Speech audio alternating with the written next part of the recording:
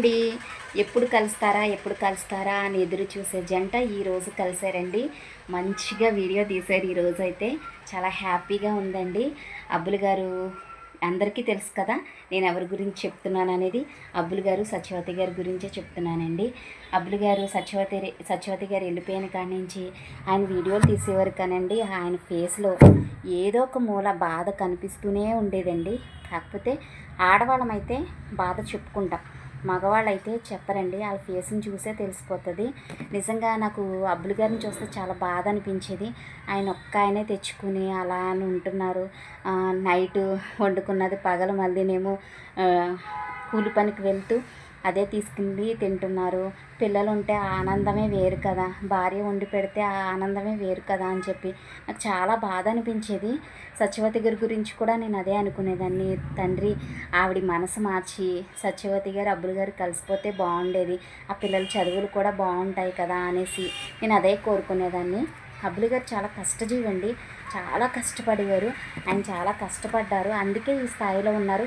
పైగా ఒకటి ఆయన కష్టం ఒకటే కదండి, ఆ దేవుడి దయ వాళ్ళ మీద ఉంది కాబట్టి వాళ్ళు ఈ స్థాయిలో ఉన్నారు. మనం అదే కోరుకుందాం. అందరం కూడా మనందరికీ అదే తెలుసు. కొంతమందికి అయితే వేరే ఎన్ననుకున్నా అనవసరం అండి. కొంతమంది అయితే మనకు అనవసరం. అదైతే నేనైతే ఒకటే కోరుకుంటున్నాను, ఆ దేవుడి దయ వాళ్ళ మీద ఉంది కాబట్టి ఈరోజు ఈ స్థాయిలో ఉన్నారు. వాళ్ళ కష్టం కూడా ఉంది కాబట్టి ఈ స్థాయిలో ఉన్నారండి. నేనైతే వాళ్ళిద్దరూ కూడా ఎప్పుడు ఇలా కలిసిమెలిసి ఎప్పుడు కూడా ఎటువంటి గొడవలు లేకుండా పిల్లలతో సంతోషంగా ఉండాలని నేను మనస్ఫూర్తిగా కోరుకుంటున్నానండి. అసలు నిజంగా చాలా బాధ అనిపించేది అబ్బులు గారు. నిజంగా వాళ్ళిద్దరూ కలిసిపోయి పిల్లల్ని చదివించుకుంటే బాగుండేది. వాళ్ళిద్దరూ గొడవలు పెట్టుకుని ఆ పిల్లల చదువులు ఏమైపోతాయి అని అనుకునేదాన్ని. ఈరోజైతే ఆ బాధ లేదు. ఓకే, వీడియో మాత్రం అందుకే తీసానండి. వాళ్ళిద్దరూ కలిసిపోయారు, వాళ్ళిద్దరూ హ్యాపీగా ఉన్నారు కాబట్టి ఇక నుంచి వాళ్ళ వీడియోలు ఇంకా మంచిగా చేస్తారు. మనందరం చూద్దాం. ఓకేనండి, అందరూ బాగుండాలండి, అందులో మేము కూడా ఉండాలి. ఓకేనండి, అలాంటి మనస్తత్వం ఉన్నది.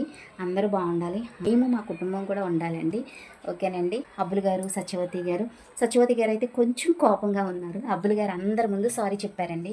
చాలా గ్రేట్. ఎందుకంటే ఒకళ్ళు సారీ చెప్పాలంటే ఎంత తగ్గించుకుని ఉంటే ఆ సారీ అనే పదం వస్తుంది చెప్పండి. అందరి ముందు అక్కడ 4 గోడల మధ్య ఆయన సారీ చెప్పలేదండి ఆవిడకి. అందరి ముందు సారీ చెప్పారు. మనందరం చూసే ఉంటాం వీడియోలు, అందరూ చూసే ఉన్నారు. వీడియోలు చూడకుండా అయితే ఎవరు ఉండరు. ఎందుకంటే అబ్బులు గారి గురించి తెలిసిన వాళ్ళైతే ఆ వీడియో ఎప్పుడో చూసే ఉంటారు. నిజంగా నేను ఇదే చెప్దాం అనుకున్నానండి, అందుకే వీడియో పెట్టాను. అబ్బులు గారు సత్యవతి గారు పిల్లలు సంతోషంగా ఉండాలి, వాళ్ళు మంచిగా వీడియోలు తీయాలి, అదే మనందరం కోరుకుందాం. అబ్బులు గారు నాకు ఒక బ్రదర్ లాంటి వారండి. నిజంగా ఆయన చూసి మనం చాలా నేర్చుకోవాలి. ఆయన ప్రతి రూపాయి కూడా రాసుకుంటూ ఉంటారు. ఎంత ఖర్చు పెట్టామో, ఎంత చేశామో ఏంటనేది అంతా రాసుకుంటారు. ఆయన చూసి చాలా నేర్చుకోవాలి. అబ్బులు గారు ఆ బ్రదర్ని చూసి చాలా నేర్చుకోవాలండి. నేను ఇప్పుడు కదండి, ఎప్పటి నుంచో వాళ్ళ వీడియోలు చూస్తున్నాను. నెక్స్ట్ ఏంటి, ఆ పిల్లల్ని చూసుకునే విధానం ఏంటి, ఆ పనికి వెళ్తూ ఆయన కష్టపడుతూ ఆ చేసే వీడియోలు ఏంటి, ప్రతిదీ కూడా నేను ప్రతిదీ చూసేదాన్ని అండి. నాకేంటంటే ఆయనలాగా ఎంతమంది ఉంటారు, ప్రతి రూపాయి అసలు నిజంగా కొంతమంది అనుకుంటారు పిసినారోడు అనుకుంటారు. కాదండి, భద్రత. రూపాయి ఉంటేనే మనల్ని ఎవరైనా చూస్తారండి. రూపాయి ఉంటేనే మన దగ్గరికి ఎలాంటి వాళ్ళైనా బంధువులంటూ వస్తారు. రూపాయి లేకపోతే ఎవరు మనల్ని పట్టించుకోరు. డబ్బుకున్న ఇప్పుడైతే డబ్బుకే విలువండి, మనుషులకు కాదు. కాబట్టి సత్యవతి గారు అబ్బులు గారు ఎప్పుడూ హ్యాపీగా ఉండాలని నేను మనస్ఫూర్తిగా కోరుకుంటున్నాను. మీ అందరూ కూడా అదే కోరుకుంటున్నారని నాకు తెలుసండి. ఓకేనండి, బాయ్ అండి.